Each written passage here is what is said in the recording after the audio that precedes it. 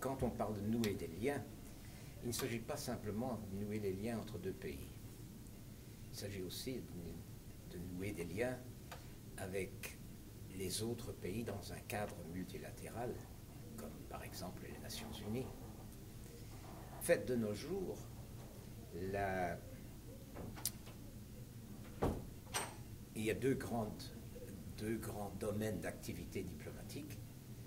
C'est justement le cadre bilatéral, un ambassadeur dans un pays, ou le cadre multilatéral, un représentant de son pays à une réunion internationale ou à un organisme international où il doit avoir des relations avec tous les pays qui y sont représentés.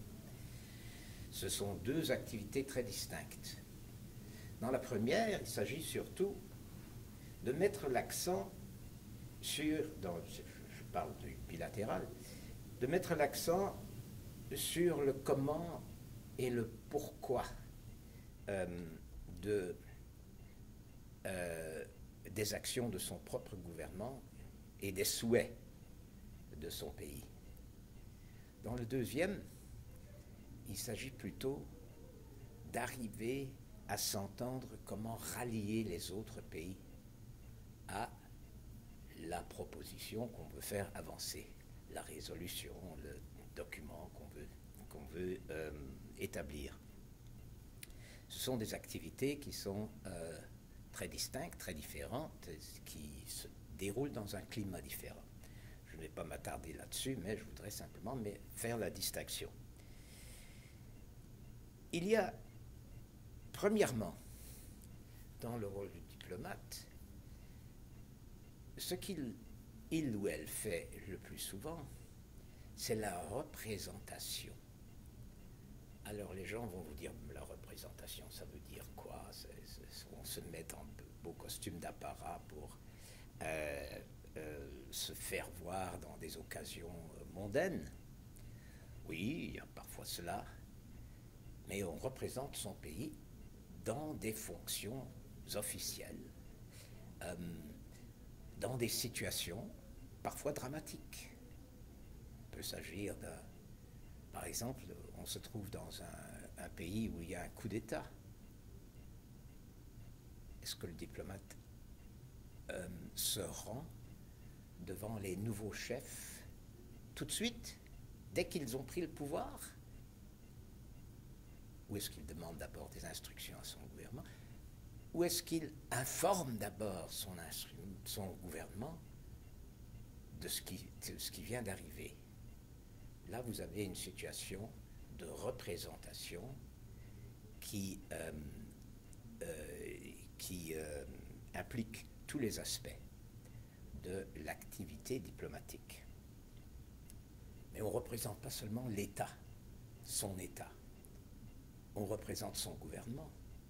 On représente tous les ministères de son gouvernement à l'occasion. On représente des provinces et leur gouvernement, dans le cas du Canada. On représente la population dans son entier, finalement. On représente des industries, le monde du commerce. On fait des représentations, le cas échéant, pour des sociétés canadiennes particulières qui se sentent lésées dans le marché étranger.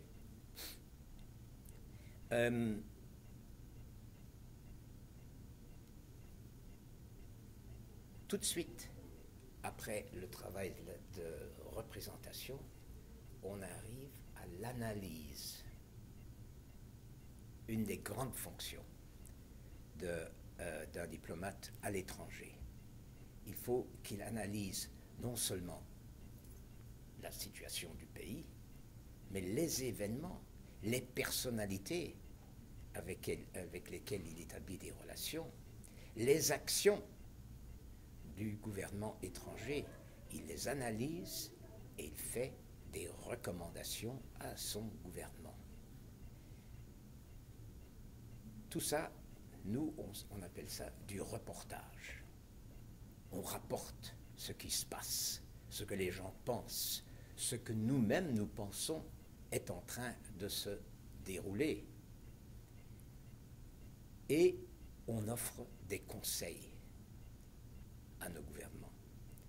C'est là très souvent que des diplomates peuvent se faire du tort à l'égard de leur propre chef.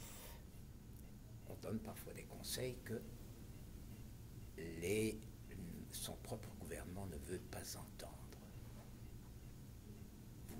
Vous les voyez tous les jours à la télévision.